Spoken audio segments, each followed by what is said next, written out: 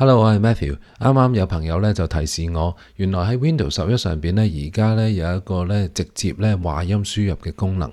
咁我今日咧就想同大家示範下啦。咁我哋咧嚟到呢個 Word 嘅畫面啦，我只需要咧就撳個 Windows 掣同埋個 H 掣一齊撳。咁你咧就會見到我其實側邊嗰度咧就會多咗一個咧話音輸入嘅 Launchpad 出嚟嘅。不過而家咧佢係用緊英文同我輸入啊。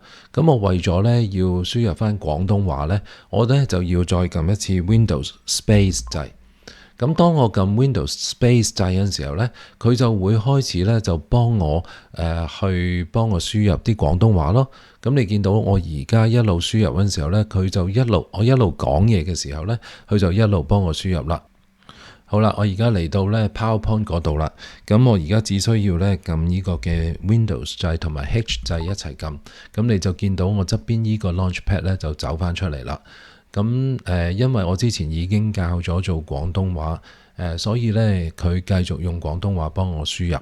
咁為咗咧要確保我哋真係可以輸入到廣東話咧，其實我哋要喺 Windows 嗰個 language 嗰度用翻咧香港嗰個嘅輸入語言。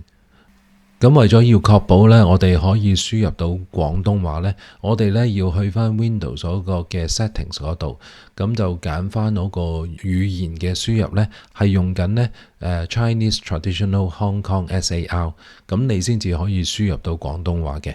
咁我唔知大家睇完呢個 demo 想唔想試下啦？好啦，下次我哋再見啦，拜拜。